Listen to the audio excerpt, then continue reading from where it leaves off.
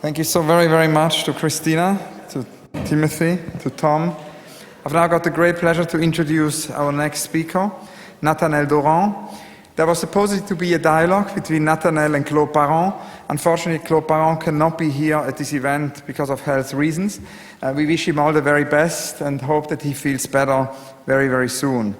Claude Parent and Nathanael Dorent met actually on the occasion of a discussion in Paris about migrations and are currently working on a book on this very topic. Claude Parent needs no introduction. He has been presenting at the Manifesto Marathon his manifesto for architecture at the age of global warming. Claude Parent, the legendary architect, has invented many things. He has for decades worked on this idea of oblique architecture, and very importantly also to mention on the second last day of our Jean Nouvel Pavilion that he was the teacher and mentor of Jean Nouvel, and Jean Nouvel at the very beginning of his trajectory worked in Claude Parent's office. Nathanael Dorent has worked for several years on questions related to borders and networks. He's an architect and received the award for architecture from the Académie des Beaux-Arts. A very warm welcome to Nathanael, who is here, and to Claude Parent, whom we are sending regards.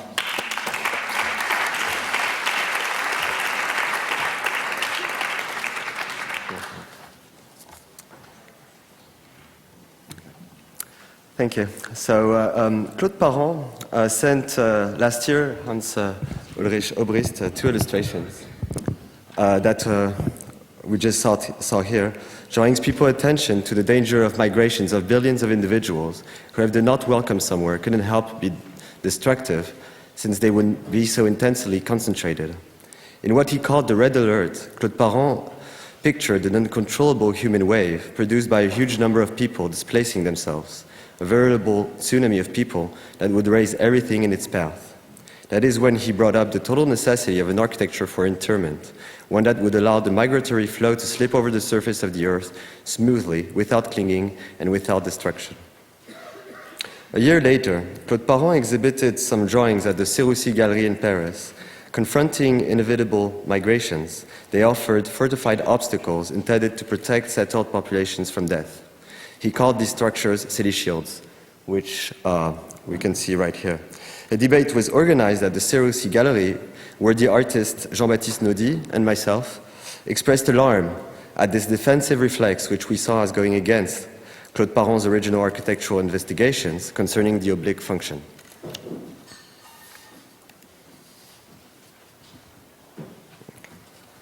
But Claude Parent said there was some kind of misunderstanding, that our interpretation was erroneous.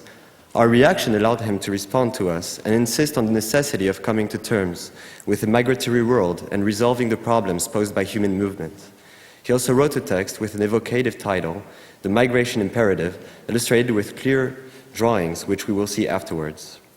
After the round table at the gallery, Claude Parent asked me to collaborate with him in undertaking a critical reading of his suggestions together.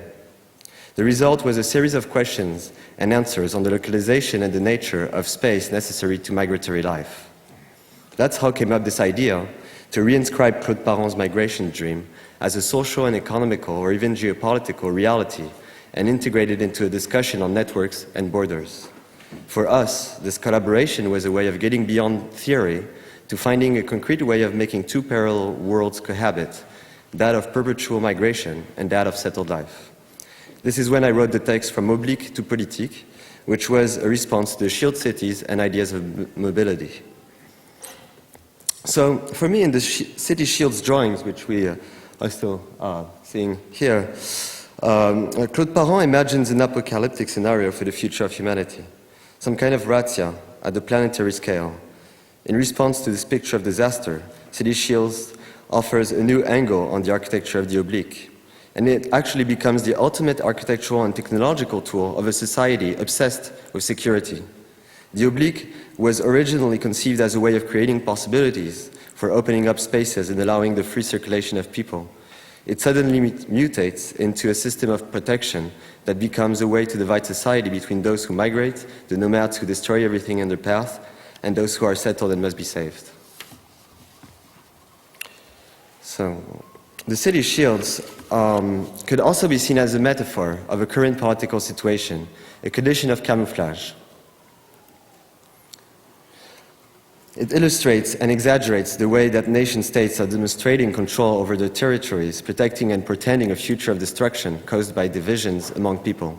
The situation of this protective state ideology is apparent in architectural facts, like the walls recently erected at borders around the globe, the US-Mexico border or between Israel and Palestine. In reality, these walls are images or decoys, and inefficient in the long term. They are conceived as a media to reinforce a certain idea, a particular imaginary of the citizen and the nation-state.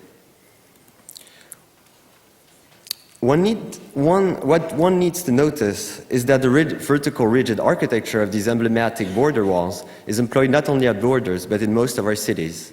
Behind vertical walls, hegemonic power develops various strategies of control, both civil and military. These modes of action are not solid like walls, but possibly oblique, and involve deterritorialized approaches to capture our constantly moving society. Power unfolds in a flexible way across territories without clear borders. In this situation, the fixed architecture of our cities and borders appear as a voluntarily archaic stage set, a way of deflecting attention from many oblique forces that structure our possibilities for movement and associations with others. Dynamic architectural forms could be very well instrumentalized by the power at stake. We need to revindicate that the oblique topological research protects certain ethical values. We need to seriously question any distinction between people, any idea that some people are more worth protecting than others. Closing state borders will lead to the apocalyptic scenario of a city shield that will become a reality. Alternative configurations of our planet's divisions are actually imaginable. But to envision these, we must turn away from a moral of division and embrace a new politics based on exchange, fluidity, as well as freedom of movement. Only then can the oblique city show its significance for politics of the future. Only then can the conception of the city as fluid unfold all of its meaning, potential, and coherence. Only then might the oblique city cease to be a city that functions as a shield. So, Claude Parent had a very strong response to this critics of mine, which was actually very interesting to me and opened up a new frame for discussion. In response to my critical view on the city shields, he wrote another text and made a larger number of drawings, which were a way out of the closed ideology and an opportunity for the future. I will read his text and show a series of drawings showing mass movements and temporary respites.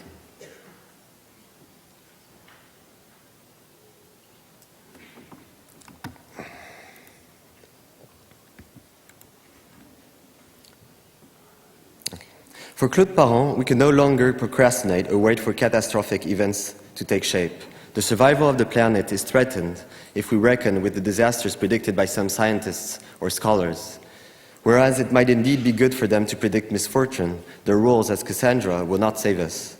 Given the urgency of the circumstances that will influence the fate of humanity in the 21st century, all of our efforts should be directed at forecasting the future and discovering solutions that can save the Earth. The time to proclaim cataclysm is past. Now we should anticipate protective solutions and put them in play, starting today. Whether it is a matter of possible rise of sea level, desertification, rising global temperatures, whether it is a question of the effects of the sun or of any other accident in the galaxy, we have to survive. This is no longer a time for discussion by experts for discovering and developing ways to protect humankind, but we have to protect in particular its knowledge. Of course, there is a possibility of flying away to Mars or beyond, but in what time frame and at what cost? In the meantime, we are going to be subjected above all, in the first place, to a surplus of human population in huge proportions. They talk of 1 billion 10 years from now, in places like India or Africa, not to mention China. The Earth is shrinking every day, confronted by the needs of the individuals who occupy ever wider surfaces. This is called human inflation. Faced with it, we must respond to this occupation of the Earth's surface and fight against overconception of space. Because this occupation of the Earth's surface can only work against the inhabitants, it might lead to aggressive and destructive migrations. A wall or fortress can do nothing against a disorganized flood of migrants, claiming the right to stake out of piece of earth for themselves. So, instead of raising ineffective barriers that arouse the anger of human masses abandoned by all, we must predict this migration, open up spaces for the free circulation and travel, an authorization to move around the world. It is a matter of relearning how to live as our remote ancestors once did, rediscovering a way to exist by moving.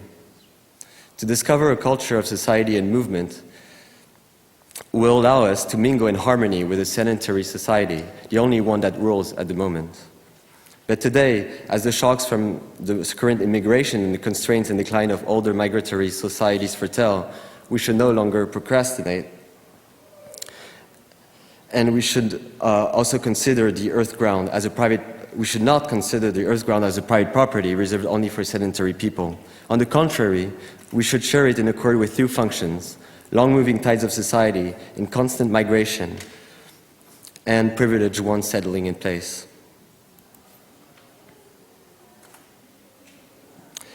Only mixing these two different arts of living will allow the earth to respond to the billion of new individuals that are predicted.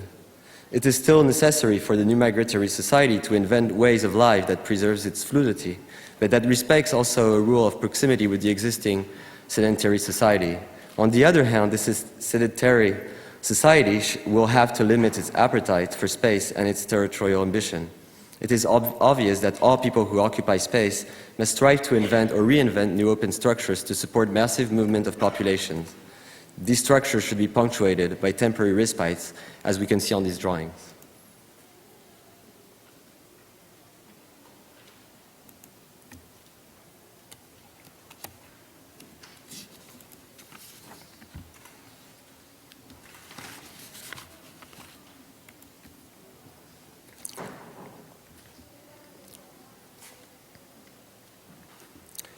Confronting the ancestral antinomy, two paths can give us reason to hope.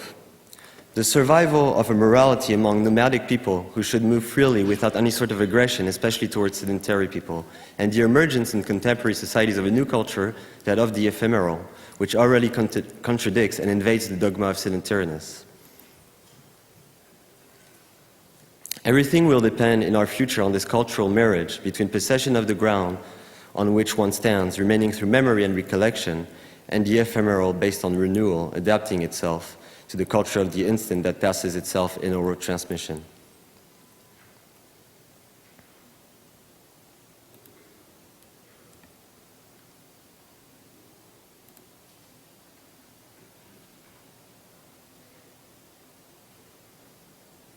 The final challenge will be found in a hybrid culture that will refer to new models integrating a permanent dynamism, a constant calling into question, like punk culture, while still preserving accumulated knowledge which we could call museum-like.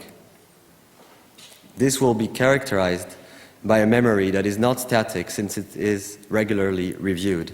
In fact, this bipolar human existence, this practice of a common but parallel and distinct life, will form a new way of thinking and will thrive under basic antagonism.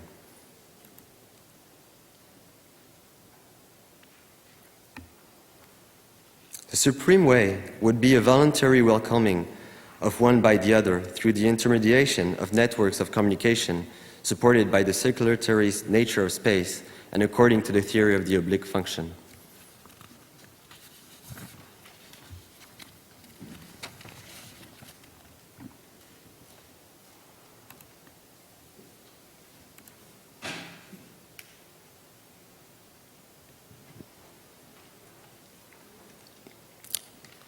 So after reading Claude Parent's response to my original critics, it seemed that we had similar fundamental ideas and should keep trying to work on a way of making all of this even more concrete.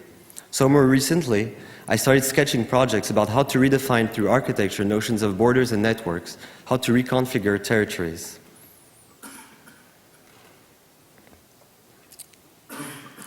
We can transform territorial borders and imagine transnational strategies leading to a new geography. Transnational exchanges and routes keep emerging throughout the world, but political instances have not evolved since the 19th century, when the nation-state was proclaimed as the ultimate political territory. We have to face a simple paradox. On one hand, the reinforcement of the power of nation-state, and on the other hand, an intensification of migrations worldwide. These two opposing forces shape the border as a space of powerful experimentation and of tension between different conceptions of culture and of the human. We also need to question the dichotomy between the protected few and the rest. At the start of the 21st century, politics of control and security, set up by many states, amplified the impact of migrations. In the 19th century, American borders were easily crossed because they were not controlled as much by the state, which wasn't responsible for the problem of migrations. But at present time, a solid wall separates the USA from Mexico to provide citizens with an idea of security. Transnational Tijuana is a manifesto design sketch which reconfigures the border zone along the US-Mexican border by breaking down the fence between the Borderfield State Park and the city of Tijuana. By developing a transnational area of communality, the project aims to materialize the borderlands as a meeting ground through the design of a shared built environment. The design complexity takes into consideration the existing network of relationships and include landscape and energy strategies. Transnational Tijuana envisions the possibility that the border might become a new center. Beyond the sovereignty of each state, the design aims to create a third space that takes into consideration the complexities, ruptures, and ongoing differences that characterize the USA-Mexico relationships.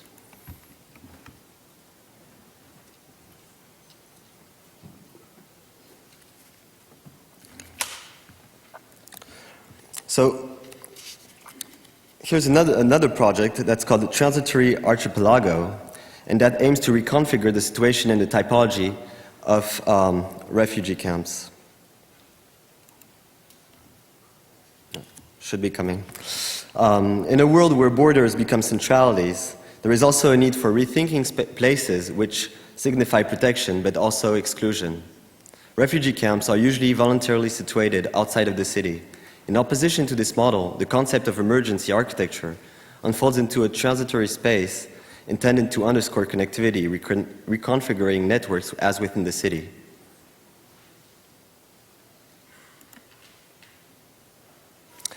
The Transitory Archipelago offers a new ground for the inhabitants. Based on the possible constant reconfiguration of modular elements, it could be assembled on any site.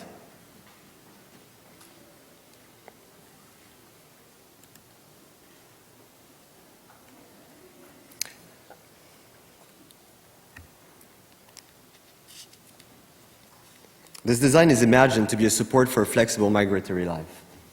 Both projects are currently under development with an international team including Jay Just, Lionel Leotardi, Jorge Ayala, and others, and will soon include on-site work.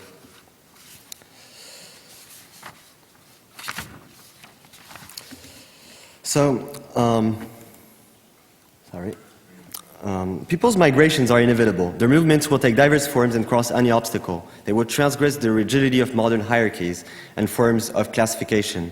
We need to understand their fundamental utility for the future.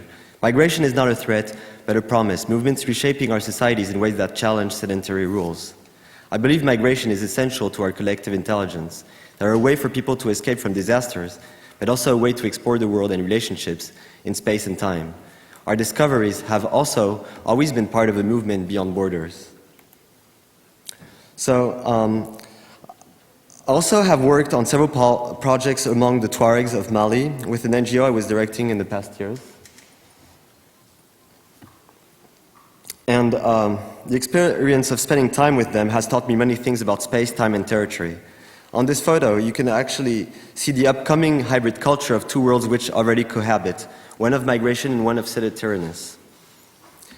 And today, this is part of the Tuaregs' reality. Living in a very fragile desert environment that makes movement essential, they still develop nomadic lifestyles. For Tuaregs, moving is an experience of survival, but also a way of approaching the territory that allows for greater knowledge. It seems that their original conception of the territory is incredibly advanced in the sense that limits are always in fluctuations and movements, and also because it preserves the natural environment for human survival.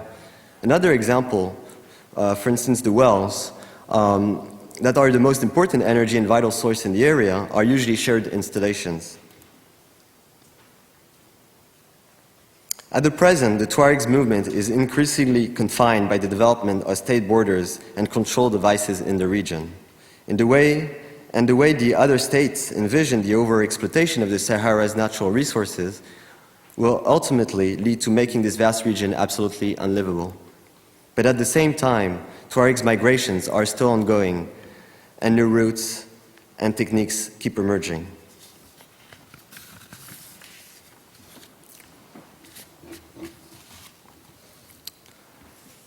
So in conclusion, migrations relate to constantly shifting relationships. They function within a network. By drawing down networks and mapping possibilities, can we actually plan mass movement? Can we conceive of networks without setting relationships in place?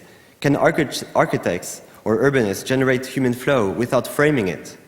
For us, the challenge is to open up spaces for the free movement of the people. In the future, I think that our societies will ultimately preserve the connectivity as well as the mobility to find solutions and ensure their survival, and this will also lead to new discoveries of all kinds. So, here's a note from Claude Parent for all of us, where he says, ironically, that in French, the great roots of migration will never destroy our cities, but will occupy their voids. In Paris, les Champs-Élysées, New York, the Fifth Avenue, or Broadway, and in London, the Serpentine, or Oxford Street. Ironically, actually, when you look at the paperhead, it actually seems to be a city shield on the top of the letter. Thank you.